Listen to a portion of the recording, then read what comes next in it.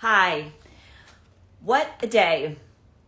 This day began early in the morning, well, for me, not knowing when the networks might call this race. Remember, that wasn't that long ago. Not sure what President Trump might do today. Not sure how long this would stretch on. And it ended with Joe Biden and Kamala Harris making history. Tonight, Biden and Harris, the president-elect and vice president-elect, gave their victory speeches. They spoke from an outdoor stage in Delaware where the jumbotrons, the big screens projecting the speech to the crowd, before they came out, had the words on them, "The American people have chosen empathy." Kamala Harris came out wearing suffragette white, and she opened her remarks quoting civil rights icon John Lewis, who said that democracy is a verb, meaning you have to work for it. And she said the American people have worked for it and they have spoken. Her speech was a lot about the history-making nature of her moment, what it means for women, what it means for Black Americans, what it means especially for Black women and young children who look up and see that this is now possible for them as well. I have to say it was incredibly powerful to see that moment. You knew that it was happening. You knew she was the president-elect, but to see a woman and a woman of color accept that role was striking. She said, just some quotes, "While I may be the first woman in this office, I will not be the last." And she later said that you the people, you chose hope and unity, decency, science, and yes, truth. Biden came out in classic Biden style, jogging to Bruce Springsteen. He jogged down a long runway and wearing a mask. This is important. At the very top of his speech, he established that his ticket won, that he received more than 74 million votes, that he won by a clear and convincing majority, he said. Now, it's important to listen to what they say, and I quote it for you because it's a reflection of their agenda, where they see their values and their priorities. And so the words are more than symbolic. It's a signal for what they value and how they'll govern going forward. So Biden gave a significant shout out to the diverse coalition that elected him and took a moment especially to thank African Americans and the Black community for their support. He said, quote, "The African American community stood up again for me. They always have my back," he said, "and I will have yours." He promised a quick reversal of policies to help immigrants fight climate change, combat COVID. The list goes on, and we'll talk about some of the executive orders we expect to see from them in the first 100 days another time. He really made a point in the speech to emphasize unity. And it's clear because of who he is, because of his history in the Senate, how much he personally values his track record and ability to work across the aisle, that he clearly sees himself as in a unique moment, called on by this moment of time to forge alliances across the aisle. And he said that this is a time to, quote, heal America. He said it's time for our better angels to prevail. Let this grim era of demonization in America begin to end here and now. So a couple of notes overall my take. First of all, it's unusual to give the podium to a vice president. But I think he probably did that because he was vice president. He knows what it's like to be on the sidelines. And because she broke a glass ceiling too. And it was important, I think, he was giving her space for that moment for her, but also for all the women and people of color and kids looking up to see this moment happen. It was, like I said, really unusual to see all these people at the end. They all came out in masks, like on stage in masks. And, he talked a lot about a mandate to compromise, and that was unusual to hear.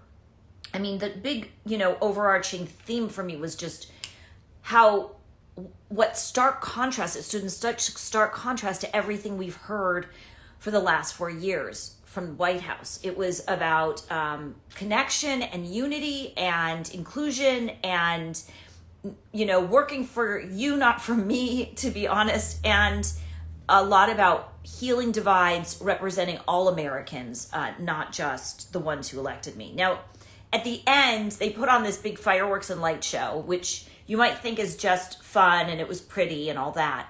But it was important symbolically. They broadcast with lights. The lights lit up. It said Biden. It said USA. There's a picture of the USA. And it said President-elect Biden, 46, meaning he's the 46th president. And in my view, they were repeatedly establishing that they won. There is no contesting this and going back in time. This thing is done. He is the president-elect. She's the vice president-elect. They are headed to the White House. And, you know, we're going to hear a lot of heat and noise, I'm sure, from President Trump. But the message over and over tonight was the victors are Biden, Harris, and change is coming to Washington. So, I'd note that there was no mention of President Trump. I don't think he mentioned President Trump. Neither of them said his name. But they did repeatedly thank the election workers who've been working long hours to count all these ballots and make sure that our election worked in a pandemic.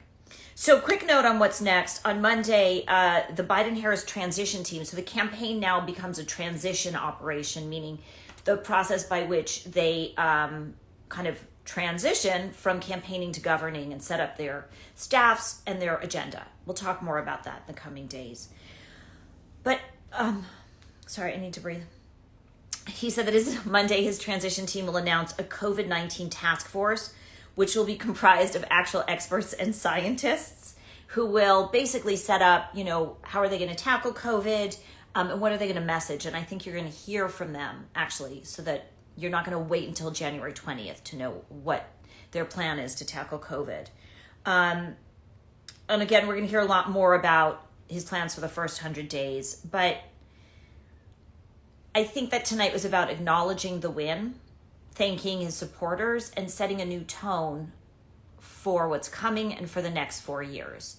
A tone that is about responsible leadership, experience, diversity, inclusion, and trying to work across the aisle. Whether or not that succeeds, we shall see, but they're certainly determined to set a tone that this is not, as Obama used to say, it's not red America or blue America, it's just America.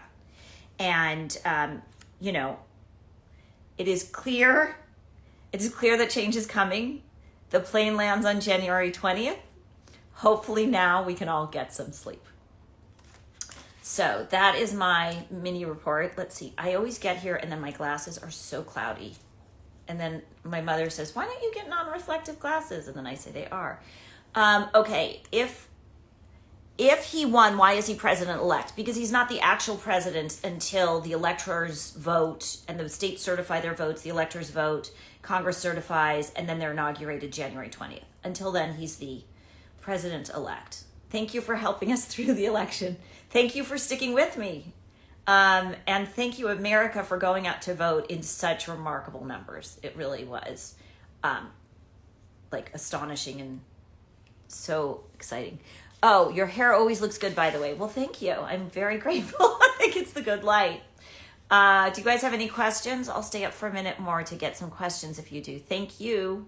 Get some sleep. Okay. Can Trump get the electors to change their vote? In theory, like in the abstract theory, they could, potentially. I'm just telling you the political dynamics have shifted. The win is too clear. There are too many states. The margin's too big, increasingly. And the Republican establishment has signaled that they're not in this for a long and protracted fight. I do not see that coming. Why haven't high-ranking Republicans acknowledged Trump's... Why haven't high-ranking Republicans acknowledged... I think you mean to say Trump's loss. And I think they're holding back on doing anything until the president concedes. They want to give the president probably a little bit of space for him to contest to mount these legal challenges. It sounds, based on every attorney, all but one case will fail. That one case has no bearing on this election. It's more about setting a precedent for future elections. And then I believe after those legal challenges are exhausted, for the immediate challenges, I think that's when the pressure will mount within the party to press the president for what did Fox call it? A graceful concession, something like that.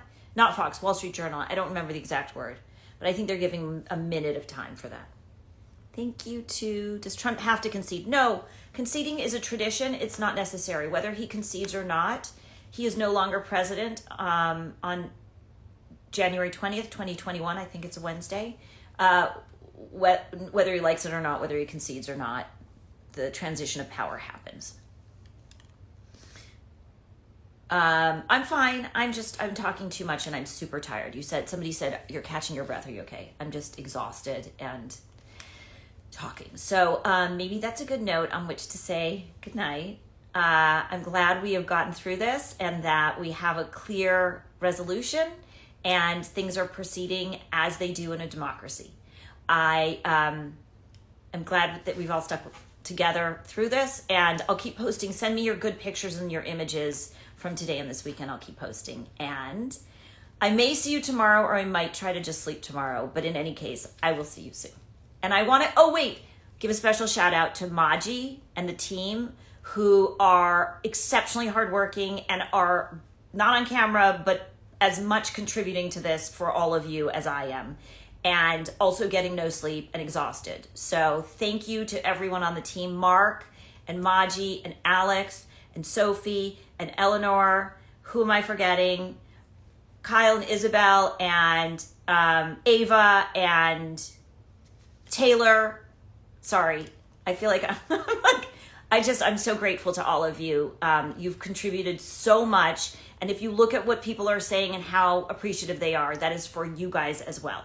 So thank you for making this not just me on my Instagram, but the News Not Noise team bringing information to everyone. Okay, on that, I will say goodnight.